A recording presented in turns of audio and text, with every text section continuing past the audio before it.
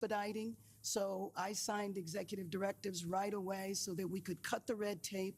We could get people back building as fast as possible. And we're going to continue doing that.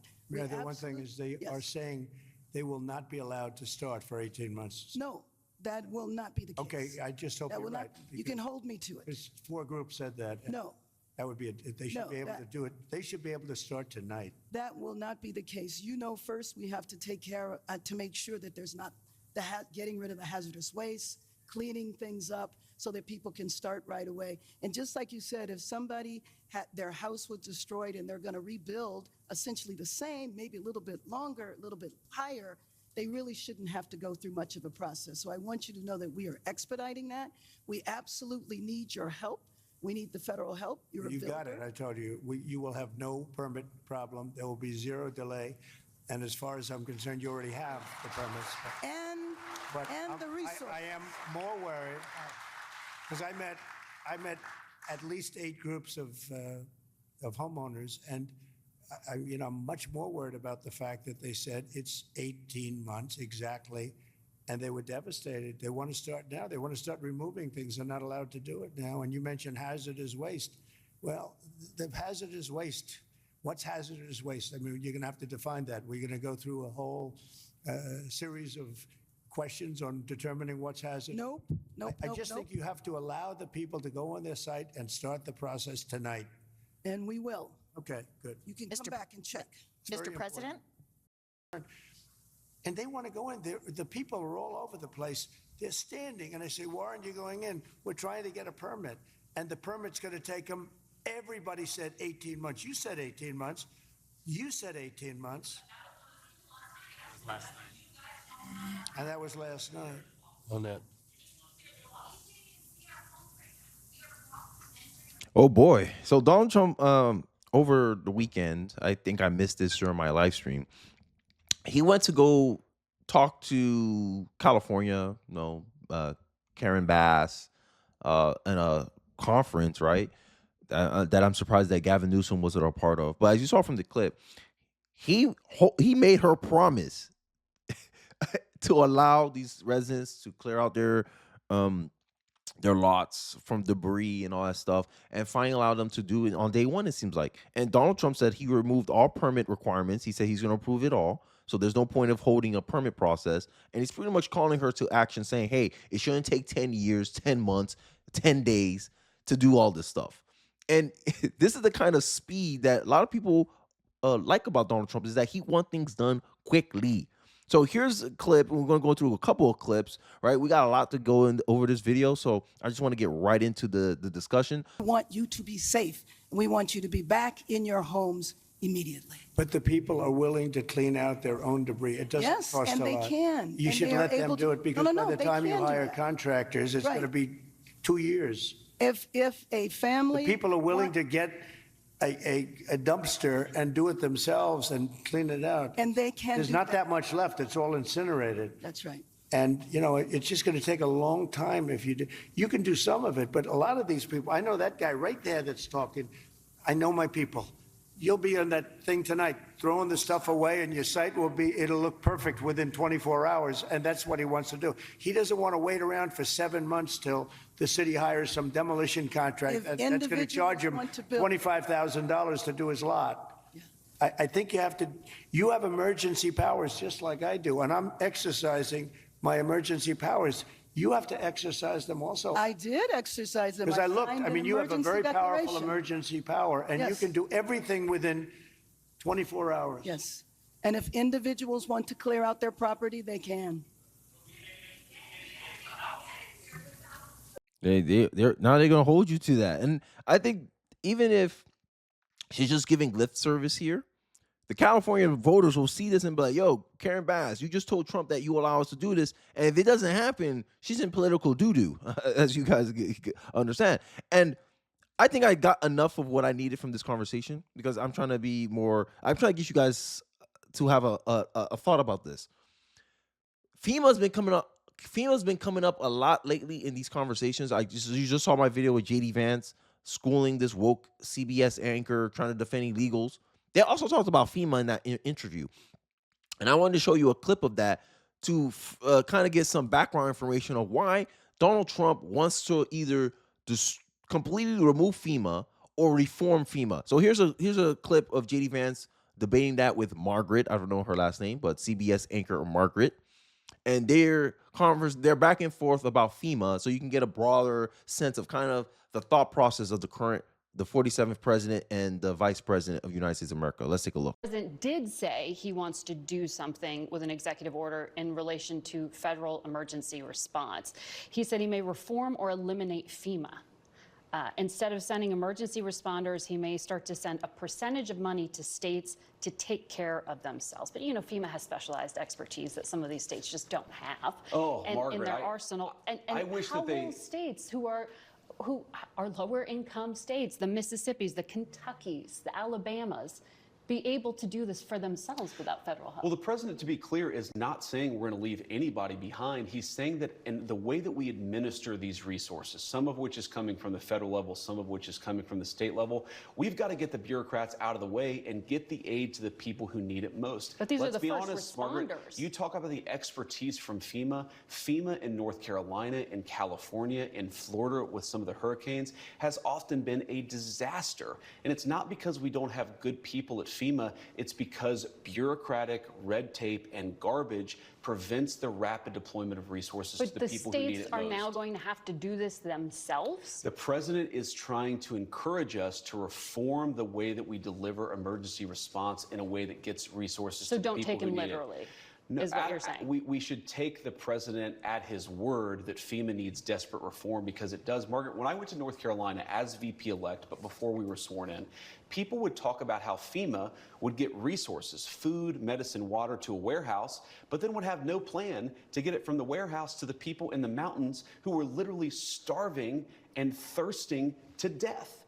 We can do so much better, and under Donald Trump's leadership, we will. So you seen that and heard that. And what comes out vividly in my mind was when Milton hit Florida. And I remember on my live stream, I don't know where, I think it was a video somewhere I have on my channel, where I showed you what FEMA was doing. FEMA literally had 10 men, sorry, not 10 men, 10 people in a line for one log. Pass one log to the other log. Pass one log to the... I'm like, it take how many people? It took, I think I counted like 36 people on that clip, like 36 people to move one log. I'm like, yo, you already have in your hand, just start walking to the pile. No, one. They playing patty cake with the log. I'm like, what? This is so inefficient. And this is the problem that we're seeing. FEMA have a lot of inefficiencies. North Carolinians were complaining during my live stream on YouTube. If you're watching this on Rumble, all my live streams are on YouTube. I still have not figured out simulcasting, but I will eventually. You saw it. They patty caking the thing all the way to a pile. And I'm like, they could get so much done faster. And I made the joke that the average American citizen can deploy resources better than FEMA can.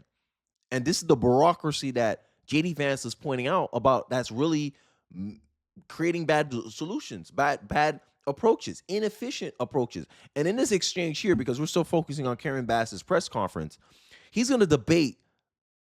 As California, I'm automatically going to assume this is a Democratic politician, about the need for FEMA. And Trump just rips him because he's like, yo, like FEMA is 3 times more expensive. It's inefficient. They don't know the area as much as the locals. And this is the kind of policy debates that I think many Americans wanted in our politics. Our politics needs to be surrounded around solutions, not managing problems. And this has too long been the culture in our political discourse. But I digress. Let's get into the clip. I don't know how they're doing in other states. They're doing a good job for us here. They've got a huge center that's open from 9 in the morning till 8 at night.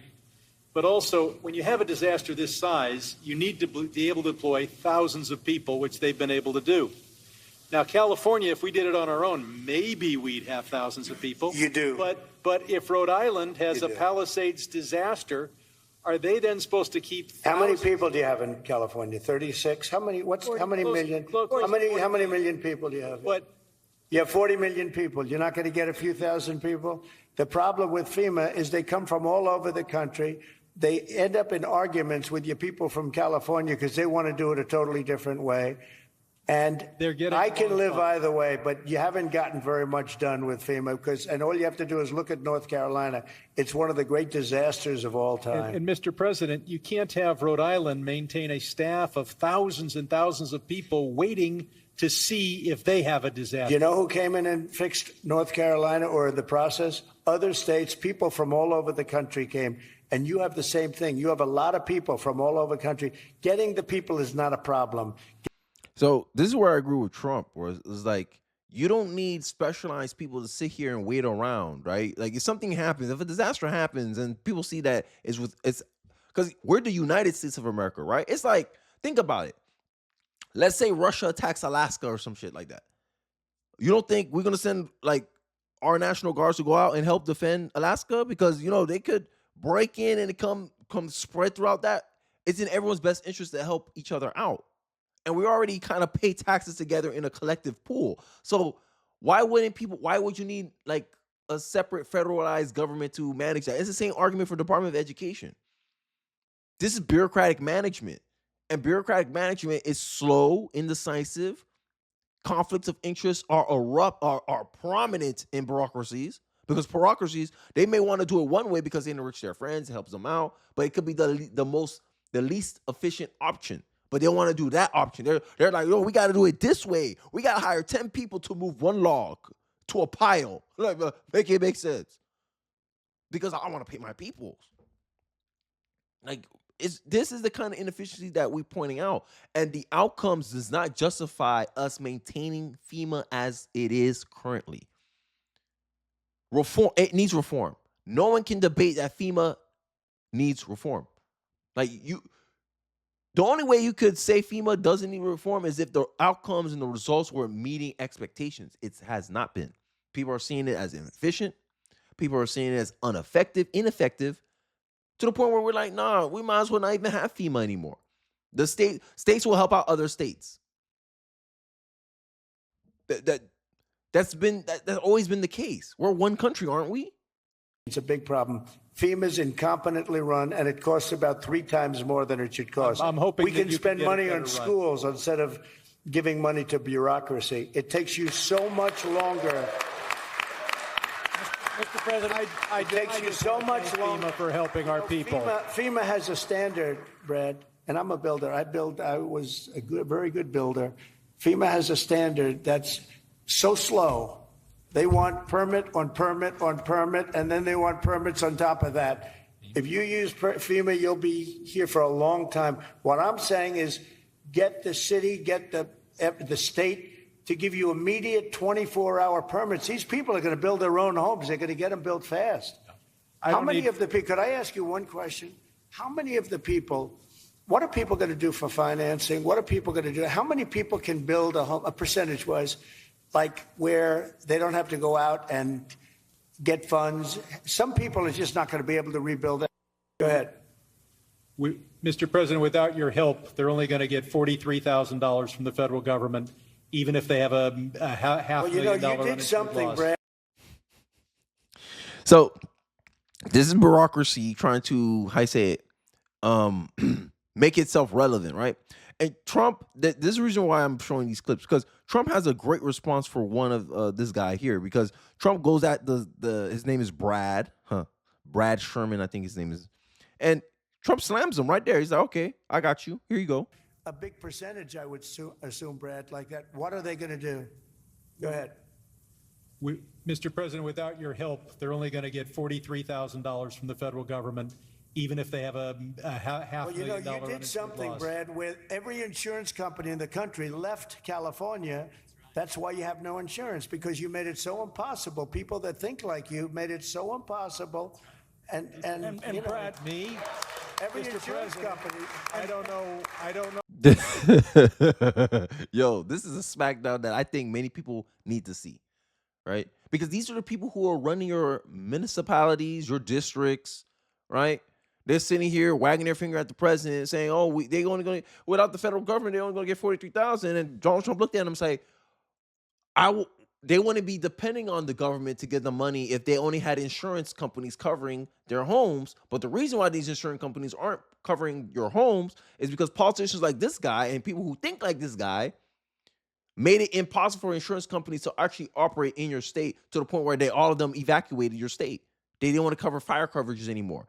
The insurance companies saw the LA wildfire coming, but your politicians who's supposed to be governing didn't see it coming. This is incompetence. This is negligence.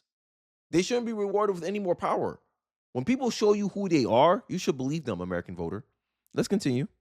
I'll tell you this. My thinking. I've never seen a state where almost nobody has insurance. And I said, what happened? And they said like 6 months ago, they all left. And 2 years ago, they had different, quadrants, but they left. And you have very little insurance here. I mean, I've never seen anything like it. We had a lot of insurance companies pull out, but I have no idea. And the insurance companies actually have been warning you. Now, I'm not a big fan of insurance companies, okay? They have their big drawbacks too. But the insurance company, I read the papers very well. And, they've been warning California for a long time. They've also been saying, we want water. You don't have water. You're supposed to get fire insurance. And the insurance company goes, you don't have any water in your fire hydrants. So it's a tough situation. Hey, look. Hey, consequences. LA, y'all living rich, I forgot the average income, the average household income in LA. Y'all living rich, y'all living well, right? You think these problems don't affect you until it does. This is the result.